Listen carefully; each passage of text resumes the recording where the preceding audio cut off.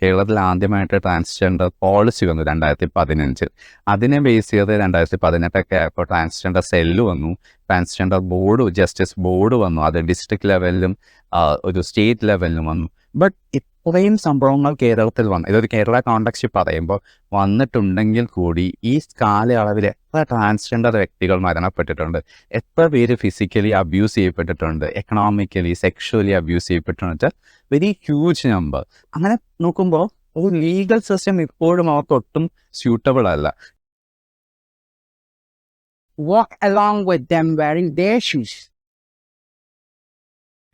എന്താ പറയുക, നമ്മുടെ ആദ്യം തന്നെ ജഡ്ജ്മെന്റ് വന്നപ്പോൾ തന്നെ it's consider as A third gender. Okay, so അപ്പോൾ എപ്പോഴും ആ സമയത്ത് എപ്പോഴും ചോദിച്ചൊരു ക്വസ്റ്റ്യൻ ആണ്, ആരാണ് ഫസ്റ്റ് ജെൻഡർ, ആരാണ് സെക്കൻഡ് ജെൻഡർ, ആരാണ് തേർഡ് ജെൻഡർ. മോൻ എന്ന് പറഞ്ഞിടത്തു നിന്ന് ഒരു മോളിലേക്ക് മോളെ എന്നുള്ള ഒരു രീതിയിലേക്ക് അവർ ഇൻട്രൊഡ്യൂസ് ചെയ്യുമ്പോൾ അതൊരു വലിയൊരു ചേഞ്ച് ആയിട്ട് തോന്നിയിട്ടുണ്ട്, ഭയങ്കര സന്തോഷമായിട്ട് തോന്നിയിട്ടുണ്ട്.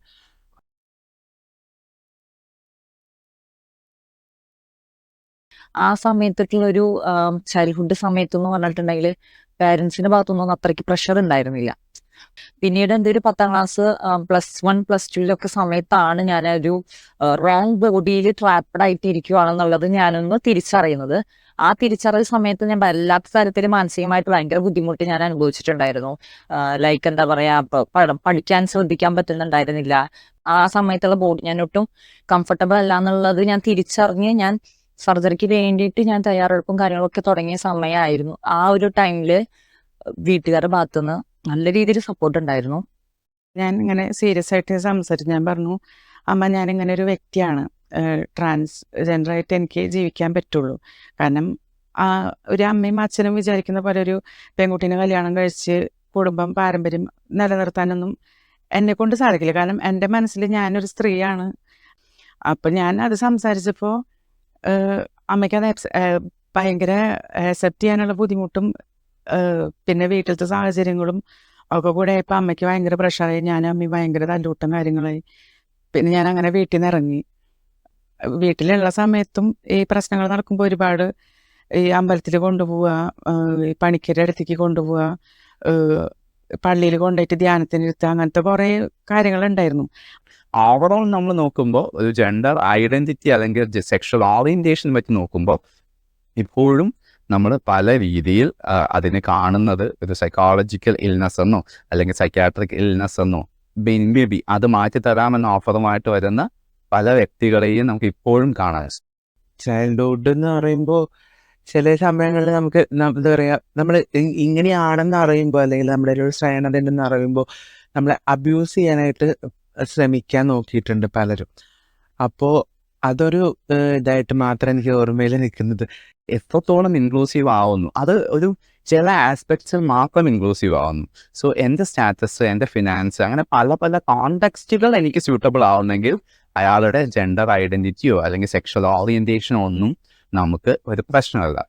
സോ നമുക്ക് നോക്കിയാൽ അറിയാം, ഇപ്പോൾ വേൾഡ് വൈഡ് നിൽക്കുന്ന അല്ലെങ്കിൽ ഇന്ത്യൻ കോണ്ടെക്സ്റ്റിൽ വളരെ ഫേമസ് ആയിട്ട് നിൽക്കുന്ന ട്രാൻസ്ജെൻഡർ വ്യക്തികളെ എല്ലാവരും അക്സെപ്റ്റ് ചെയ്യുന്നു. ഓൺ ദ സെയിം ടൈം നമ്മുടെ നാട്ടിൽ ചെറിയൊരു ജോലി ചെയ്ത് അല്ലെങ്കിൽ ഈ പറയുന്ന ഒരു ഡെയിലി വേജിന് വേണ്ടി സ്ട്രഗിൾ ചെയ്യുന്ന ഒരു വ്യക്തി സൊസൈറ്റിയിലേക്ക് ഇറങ്ങിക്കഴിഞ്ഞാൽ അക്സെപ്റ്റ് ചെയ്യാൻ ഇപ്പോഴും റെഡിയല്ല. സോ ഈ ഒരു ഡിഫറൻസ് എല്ലാത്തിലും ഉണ്ട്.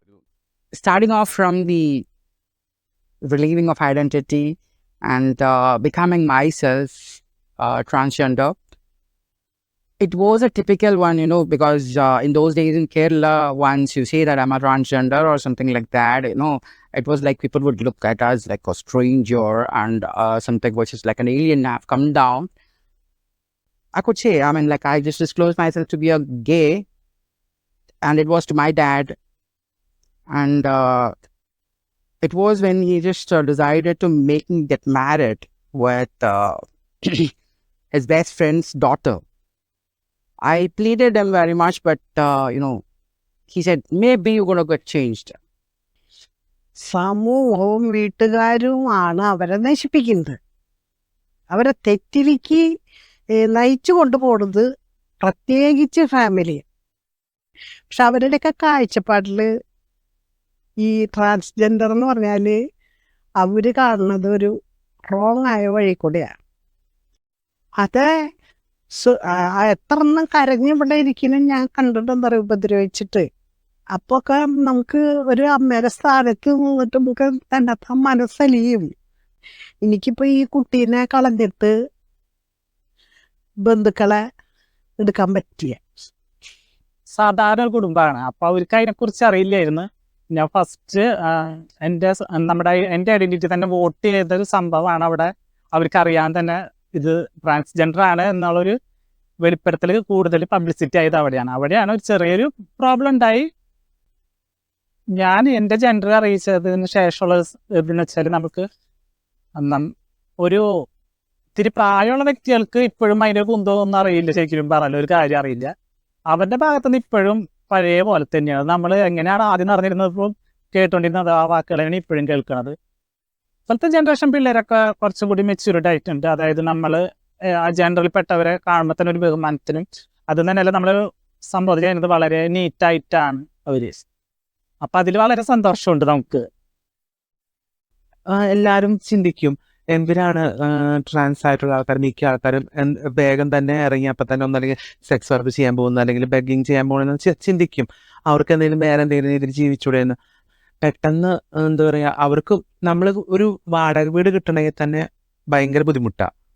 അതുപോലെ തന്നെ ഫുഡാണെങ്കിൽ നമുക്ക് 2 നേരം കഴിച്ചില്ലെങ്കിലും 1 നേരമെങ്കിലും നമുക്ക് ഫുഡ് കഴിക്കണം. അതിൻ്റെ പൈസ. ട്രാൻസ് ആയിട്ടുള്ള ആൾക്കാർക്ക് ട്രാൻസ് മെൻസിനായിക്കോട്ടെ ട്രാൻസ് വുമൻസിനായിക്കോട്ടെ നമ്മുടെ വീട് വിട്ട് ഇറങ്ങി കമ്മൗട്ടായിട്ട് വരുമ്പോൾ നമ്മൾ നേരിടുന്ന ഏറ്റവും വലിയ പ്രശ്നം എന്ന് പറയുന്നത് സാമ്പത്തിക പ്രശ്നമാണ്. ട്രാൻസ്ജെൻഡർ എന്ന് പറയുമ്പോൾ പബ്ലിക്കിന്റെ മനസ്സിൽ സെക്സ് വർക്കർ എന്നാണ് ഫസ്റ്റ് അവർക്ക് മൈൻഡിൽ വരുന്നത്. ലൈക്ക് പക്ഷെ അവർ ചിന്തിക്കുന്നത് വേറെ ഒന്നുകൊണ്ടാണ്. കാരണം എന്താണെന്ന് വെച്ചിട്ടുണ്ടെങ്കിൽ ഒരു ട്രാൻസ്ജെൻഡർ അങ്ങനെ സെക്സ് വർക്കർ ആവാൻ തന്നെ കാരണം പബ്ലിക്കാണ്. നമ്മൾ അക്സെപ്റ്റ് ചെയ്ത് നമ്മുടെ വീട്ടിലേക്ക് നിർത്തുകയാണെങ്കിൽ അവരൊരിക്കലും അവരെ ശരീരം വിറ്റ് ജീവിക്കേണ്ട ഒരു അവസ്ഥ വരുന്നില്ല.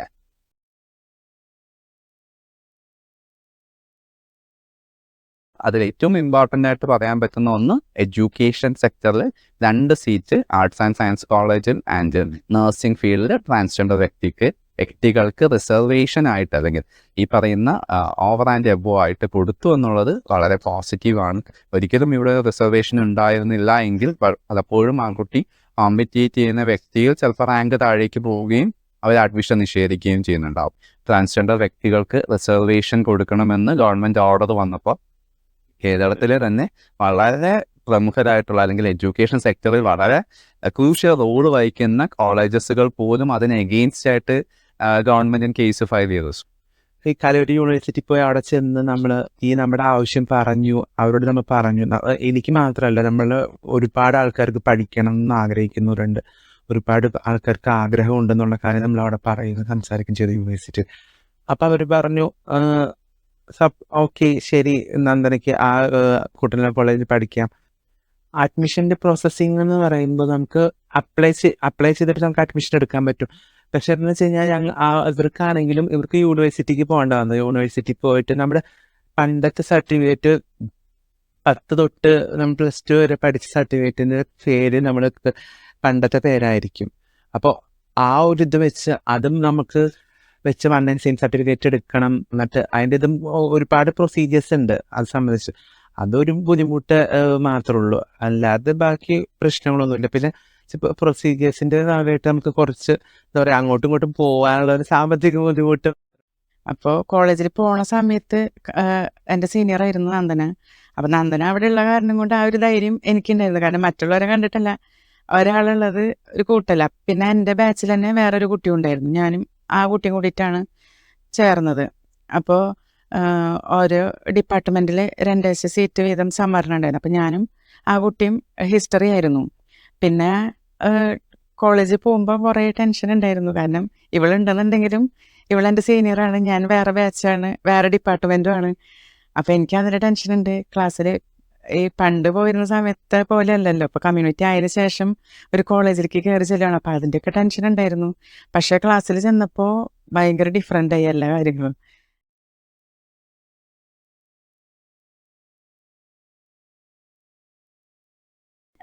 അടുത്തൊരു സ്റ്റെപ്പ് എടുത്തത് ഫാമിലി എന്ന് പറഞ്ഞാൽ അടുത്തുള്ള ഒരു സൈക്യാട്രിക് അല്ലെങ്കിൽ ഒരു സൈക്കോളജിസ്റ്റിനെ കാണിച്ചിട്ട് പ്രോബ്ലം എന്ത് ഡയഗ്നോസ് ചെയ്തിട്ട് ട്രീറ്റ് ചെയ്യാം എന്നുള്ളതായിരുന്നു.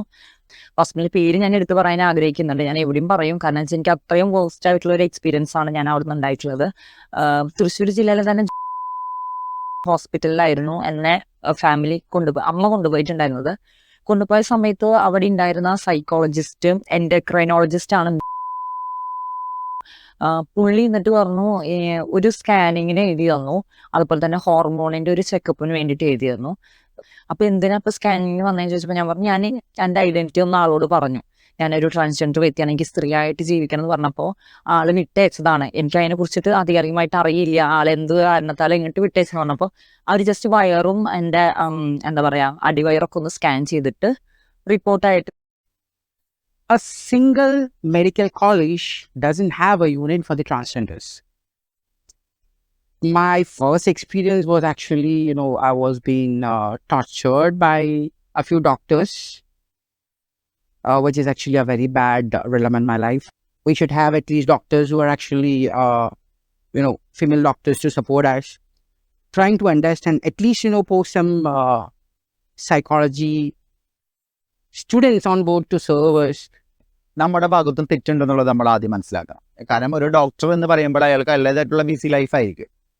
ഒരു ട്രാൻസ്ജെൻഡറിന് ഒരു അസുഖം വന്നിട്ട് ചെല്ലുന്നതും ഒരു പബ്ലിക്കിൻ്റെ ഏതെങ്കിലും ഒരു വ്യക്തിക്ക് അസുഖം വന്ന് ചെല്ലുന്ന രണ്ട് അസുഖം ഒരുപോലെ തന്നെയാണ്. അയാൾ രണ്ടുപേരും ഒരേ ഈക്വലായിട്ട് പ്രശ്നങ്ങൾ അനുഭവിക്കുന്നതാണ്. അപ്പം അയാളെ നോക്കാതെ എന്നെ നോക്കണം എന്നുള്ള നിയമത്തിനോട് ഞാൻ അംഗീകരിക്കുന്നില്ല.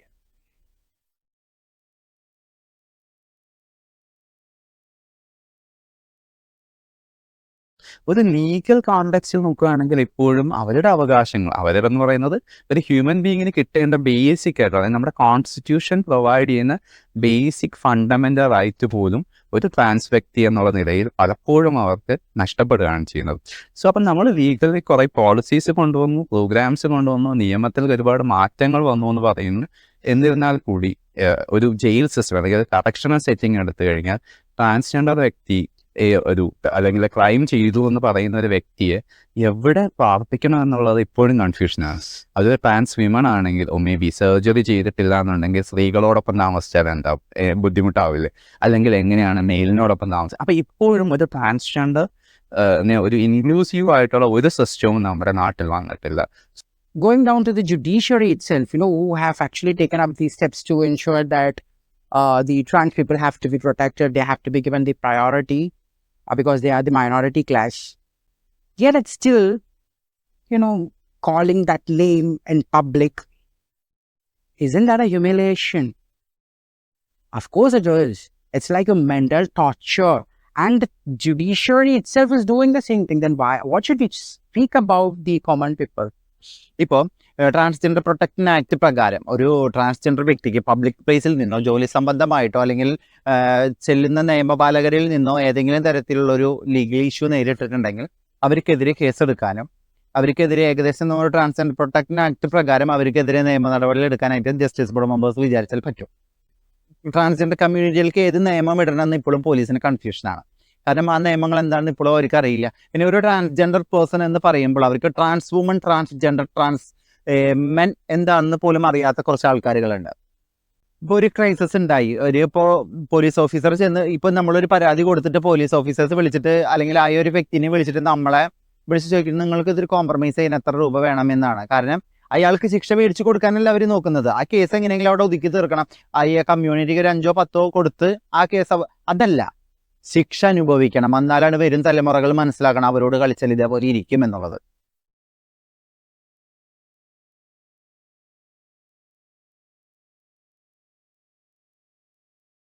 ഈ പറയുന്ന സോഷ്യൽ അല്ലെങ്കിൽ പ്ലാനിങ് സ്റ്റേജിൽ ട്രാൻസ്ജെൻഡർ വ്യക്തികളെ കൂടെ കൊണ്ടുവരാത്തതും അവരുടെ എന്താ പറയുക നീഡ് നമ്മൾ അസസ് ചെയ്യാത്തതും ആ നീഡ് പ്രയോറിറ്റൈസ് ചെയ്യാത്തതും ഒരു മേജർ ബാരിയർ തന്നെയാണ്. ഇൻസൈഡ് കമ്മ്യൂണിറ്റിയിലും നമ്മൾ ഈ പറയുന്ന പല പവർ സ്ട്രക്ചറുകൾ നമുക്ക് കാണാം, അതിനകത്ത് ഈ പറയുന്ന സോഷ്യോ എക്കണോമിക് ഡിഫറൻസുകൾ കാണാം, അങ്ങനെ പല രീതിയിൽ. സോ അപ്പോൾ ഒരു എന്താ പറയുക ഒരു ബേസ് ലൈൻ മുതൽ നമ്മൾ തുടങ്ങിയാൽ മാത്രമേ നമ്മൾ ഇംപ്ലിമെൻ്റ് ചെയ്യുന്ന പോളിസീസ് മുന്നോട്ട് വരും. അതിൽ തന്നെ ക്ലോസറ്റഡ് ആയിട്ടുള്ള വ്യക്തികളുണ്ടാവും, വെരി ഓപ്പൺ ആയിട്ടുള്ളവരാവും, ചിലപ്പോൾ കുറച്ച് സൊസൈറ്റിയുടെ മുന്നേ വന്നിട്ടുള്ളവരുണ്ടാവും. അപ്പോൾ ഇങ്ങനെ പല പല കാറ്റഗറി ഉണ്ട്. ഈ 2 3 കാറ്റഗറിയിലുള്ള വ്യക്തികളെ ഒരുപോലെ ട്രീറ്റ് ചെയ്താലുള്ള പ്രശ്നം ഒരിക്കലും നമുക്ക് അതിൽ ഒരു റിസൾട്ട് ഉണ്ടാവില്ല. അപ്പം നമ്മൾ കാറ്റഗറൈസ് ചെയ്ത് അവരുടെ നീഡ് മനസ്സിലാക്കി അതിന് വേണ്ടിയിട്ട് നമ്മൾ ഇംപ്ലിമെൻറ്റ് ചെയ്ത് കഴിഞ്ഞാൽ എനിക്ക് തോന്നുന്നു ഈ ഒരു ബാരിയേഴ്സ് ഒരു പരിധി വരെ കുറയ്ക്കാം. When you have accused male, female, of course it have to be there for the transgender. Otherwise, we should be able to get into any of these lines where we should not get a discrimination. എവിടെയെങ്കിലും പോയാൽ ജോലി ചെയ്യാനും ജോലി കിട്ടാനും ജോലി ചെയ്യുന്നിടത്തും ഇവർക്ക് protection വേണ്ടേ? അവിടെ ഇവരെ അവഗണിക്കാൻ പാടില്ല. അവിടെ ഇവർക്ക് മുൻഗണന കൊടുക്കണം. അപ്പോൾ ഇവർ രക്ഷപ്പെടും. ഇത് ജോലിയില്ല, കൂലിയില്ല, ഒന്നുമില്ലാണ്ടാവുമ്പോൾ അവർ വേണ്ടാത്തതിന് സ്വയം ഇറങ്ങാണ് ജീവിക്കാൻ വേണ്ടിയിട്ട്. ഇപ്പൊ ഗവൺമെന്റിന്റെ ഭാഗത്തുനിന്ന് ട്രാൻസ്ജെൻഡർ വ്യക്തികൾക്ക് വേണ്ടിയിട്ട് ഒരുപാട് പദ്ധതികൾ ഉണ്ട്. പല പദ്ധതികളും പലർക്കും അറിയുന്നില്ല. ഇപ്പോൾ ഇങ്ങനെയുള്ള എന്താ പറയുക പദ്ധതികളെല്ലാം ഒരു അഡ്വർടൈസ്മെന്റ് കൊടുത്തോ അല്ലെങ്കിൽ എന്താ പറയുക ഒരു ഏതെങ്കിലും തരത്തിൽ കമ്മ്യൂണിറ്റീസിലേക്ക് എത്തിക്കാനും കൂടിയും ഒരു എന്താ പറയുക ഇനിഷ്യേറ്റീവ് എന്തായാലും ഗവൺമെന്റിന്റെ ഭാഗത്തുനിന്ന് ഉണ്ടാവണം. അതെൻ്റെ ഒരു പേഴ്സണൽ ഒപ്പീനിയൻ ആണ്. ട്രാൻസ്ജെൻഡർ വ്യക്തികൾക്ക് അല്ലെങ്കിൽ ട്രാൻസ്ഫോമർ വ്യക്തികൾക്ക് പ്രസവിക്കാനായിട്ട് സാധിക്കില്ല. അപ്പോൾ ഒരു അഡോപ്ഷൻ എന്നുള്ളൊരു സംഭവം അതിന്റെ ലീഗൽ വശങ്ങൾ ഒരുപാടുണ്ട്. അതൊന്ന് നമ്മൾക്കൊന്ന് ഒതുക്കി തരാണെങ്കിൽ ഒരുപാട് അനാഥ കുഞ്ഞുങ്ങൾക്ക് ഒരു അമ്മയാകാനും അച്ഛനാവാനും ഒക്കെ നമുക്കും കഴിയും. അവരൊരിക്കലും എന്താ പറയാ ആ ഒരു ഫാമിലി നമുക്ക് കൊടുക്കാനായിട്ട് സാധിക്കും. ഇപ്പോൾ നിസ്സാരം ഈ CLWs അതും 14 ജില്ലയിലായിട്ട് 4 ജില്ലകളിൽ മാത്രമാണ് ഉള്ളത്. ഈ 4 എന്നുള്ളത് നമ്മൾക്ക് 10 ജില്ലയും കൂടി കവർ ചെയ്യാനായിട്ട് നമ്മൾ ഓരോരുത്തർ വിചാരിച്ചാലും പറ്റും. ഈ 14 ജില്ലകൾ 4 ജില്ലകൾ മാത്രമല്ലല്ലോ ട്രാൻസ്ജെൻഡർ കമ്മ്യൂണിറ്റികളുള്ളത്. അപ്പോൾ പണിയെടുക്കണം. ഇപ്പോൾ ഞാൻ പറയുന്ന ഒരു ചേഞ്ച് എന്താണെന്ന് വെച്ചിട്ടുണ്ടെങ്കിൽ എല്ലാവർക്കും നല്ലൊരു രീതിയിലുള്ള അവയർനെസ് കൊടുക്കുക. അത് മാത്രമല്ല കുട്ടികൾക്ക് ഫസ്റ്റ് സ്റ്റാൻഡേർഡ് തുടങ്ങിയ ഒരു ട്രാൻസ്ജെൻഡർ വ്യക്തിയെക്കുറിച്ച് പഠിക്കാനുള്ളൊരു സൗകര്യം അവർ വരും. അതിപ്പോൾ നമ്മൾക്ക് ഇപ്പം നമ്മുടെ സമൂഹത്തിൽ മറ്റുള്ളവർക്ക് കൊടുക്കുന്ന ഒരു പരിഗണന അവർക്ക് കൊടുക്കണം. അതിപ്പോൾ ജോലിയിലായാലും ശരി എന്ത് കാര്യത്തിലായാലും ശരി ഇപ്പോൾ ഒരു ആണിനോ അല്ലെങ്കിൽ ഒരു പെണ്ണിനോ കൊടുക്കുന്ന പരിഗണന ഇവർക്കും കൊടുക്കണം. അത് അത്യാവശ്യമാണ്. കാരണം വെച്ചിട്ടുണ്ടെങ്കിൽ ഇവരെ നമ്മൾ മാറ്റി നിർത്തപ്പെടേണ്ട ആൾക്കാരല്ല അവർ. അവർ നമ്മുടെ പോലെ മനുഷ്യജീവൻ തന്നെയാണ്. അപ്പം അതിനെ അവർ വേറൊരു വിഭാഗം എന്ന് പറഞ്ഞാൽ മാറ്റി നിർത്തേണ്ട ഒരു കാര്യമില്ല നമുക്ക്. അപ്പം അതെന്തായാലും നമുക്ക് കൊടുത്തേ പറ്റൂ. നമ്മൾ എന്തോരം അത് പറ്റില്ല എന്ന് പറഞ്ഞാലും അത് നമുക്ക് തള്ളിക്കളയാൻ പറ്റാത്തൊരു കാര്യം തന്നെ. അപ്പം അതെന്തായാലും കൊടുത്തേ പറ്റൂ. അത് ഇന്നല്ലെങ്കിൽ നാളെ അവർക്കത് കിട്ടേണ്ട അർഹത എന്തായാലും കിട്ടിയിരിക്കും. മേരിക്കുട്ടി എന്ന് പറഞ്ഞ സിനിമ കണ്ടിട്ട് കുറെ ആൾക്കാർ വന്നിട്ട് സംസാരിച്ചു. കണ്ടിട്ട് ബസ്സിലിരിക്കുന്ന ചേച്ചി വന്ന് അടുത്തിട്ട് സംസാരിച്ചു. നിങ്ങളുടെ ലൈഫ് ഭയങ്കര സ്ട്രഗിൾ ആണെന്ന് മനസ്സിലാവുന്നത് ആ സിനിമ കണ്ടപ്പോഴാണ് കുറച്ചുകൂടി മനസ്സിലാവുന്നത്. നിങ്ങൾ ഇങ്ങനെയൊക്കെ ബുദ്ധിമുട്ട് ഒരുപാട് കഷ്ടപ്പെട്ടിട്ടാണ് നിങ്ങൾ ഇതാക്കുന്നതെന്ന്. അപ്പം ഞാൻ അതെ, ഒരുപാട് ബുദ്ധിമുട്ടുകളുണ്ട്. ഇപ്പോഴും ഒരുപാട് ബുദ്ധിമുട്ടിയിട്ടാണ് ഞങ്ങൾ ജീവിച്ച് മുന്നോട്ട് പോകുന്നതെന്ന് പറഞ്ഞു. അപ്പം അപ്പോഴാണ് പല ആൾക്കാരും അറിയുന്നത്. കാരണം എന്ന് വെച്ച് കഴിഞ്ഞാൽ നമ്മുടെ സമൂഹത്തിലേക്ക് കിട്ടുന്ന പല മെസ്സേജുകളിലൂടെയാണ്. ഇപ്പോൾ ഒരു സമൂഹത്തിലാണെങ്കിൽ ഇപ്പോൾ നമ്മൾ ചെറിയ കുട്ടികളാണെങ്കിൽ അവർക്ക് അറിവ് കിട്ടുന്ന വെച്ചാൽ അവരൊന്നല്ലെങ്കിൽ പഠിക്കുന്ന പുസ്തകങ്ങളിൽ നിന്നോ അല്ലെങ്കിൽ അവരുപയോഗിക്കുന്ന TV-കളിൽ നിന്നോ അല്ലെങ്കിൽ ന്യൂസുകളിൽ നിന്നാണ് പലർക്കും കുട്ടികൾക്കായിക്കോട്ടെ നമ്മുടെ എല്ലാവർക്കും ആ അറിവ് കിട്ടുന്നത്. അപ്പോൾ ആ അറിവ് നല്ല രീതിയിൽ നമ്മൾ കൊടുക്കുമ്പോഴാണ് അവർ നമ്മളെ അക്സെപ്റ്റ് ചെയ്യുള്ളൂ. കാരണം ട്രാൻസിനെ പറ്റിയിട്ട് നല്ല രീതിയിൽ ബൂസ്റ്റ് ചെയ്യുന്നതായിട്ടുള്ള സിനിമകളൊന്നും ആ സമയത്ത് വന്നിട്ടുണ്ടായിരുന്നില്ല. ഒക്കെ എന്താ പറയുക നമ്മുടെ കളിയാക്കുന്ന രീതിയിൽ അല്ലെങ്കിൽ നമ്മളെ നെഗറ്റീവായിട്ട് ചിത്രീകരിക്കുന്ന അല്ലെങ്കിൽ ഒരു കോമഡി ക്യാരക്ടറായിട്ട് കാണിച്ചു കൊടുക്കുന്ന രീതിയിലായിരുന്നു എല്ലായിടത്തും ഉണ്ടായിരുന്നത്. അതിൽ നിന്ന് വ്യത്യസ്തമായിട്ടുള്ളൊരു മെസ്സേജ് വന്നപ്പോൾ സമൂഹത്തിന് അത് മനസ്സിലായി. എത്രമാത്രം സ്ട്രഗിൾ ചെയ്തിട്ടാണ് നമ്മൾ ജീവിക്കുന്നത്, എത്രമാത്രം സ്ട്രഗിളിങ് അനുഭവിക്കുന്നുണ്ടെന്ന് അവർക്ക് മനസ്സിലായത്. ഞങ്ങളുടെ തന്നെ കുറേ സ്കൂളുകളിൽ പോയിട്ട് NCCയുടെ NSSന്റെ ക്യാമ്പുകളിൽ പോയിട്ട് ഞങ്ങൾ ക്ലാസ് എടുത്ത് കൊടുക്കാറുണ്ട്. ജെൻഡർ ഐഡൻറ്റിറ്റി, എന്താണ് സെക്ഷുവാലിറ്റി, അതിനെ പറ്റിയിട്ടൊക്കെ ക്ലാസ് എടുത്ത് കൊടുക്കും. അപ്പോൾ കുട്ടികൾക്ക് കൊടുക്കുന്ന ക്ലാസ് എന്താ പറയുക അതിലുപരി ഒരു 90% നമുക്ക് എന്താ പറയുക മനസ്സിലാക്കാൻ സാധിക്കും. അല്ലെങ്കിൽ കുട്ടികളെക്കാളും കൂടുതൽ അവർക്ക് അമ്മയ്ക്കും അച്ഛനാണ് ക്ലാസ് കൊടുക്കേണ്ടത്. കാരണം അവരാണല്ലോ മനസ്സിലാക്കിയിട്ട് കുട്ടീനെ ചേർത്ത് പിടിക്കേണ്ടത്. ഇനിയും നന്നാവും എന്നാണ് തോന്നുന്നത്. എന്ന് വെച്ചാൽ നമ്മൾ ഒരുപാട് സ്കൂളുകളിലൊക്കെ ആയിട്ട് ക്ലാസ് ട്രാൻസ്ജെൻഡേഴ്സിൽ തന്നെ ക്ലാസ് എടുക്കുന്നുണ്ട്. അപ്പം അതിൽ നിന്ന് കുറേ പിള്ളേരൊക്കെ ഒരുപാട് മാറ്റങ്ങൾ സംഭവിച്ചുകൊണ്ടിരിക്കുന്നുണ്ട്. അപ്പോൾ ഇനി ഇവിടെ നമ്മുടെ സാഹചര്യം കൊണ്ട് മാറണമല്ലോ. ഞങ്ങൾക്കും ഇവിടെ നടക്കാൻ അടിച്ചു പൊളിച്ച്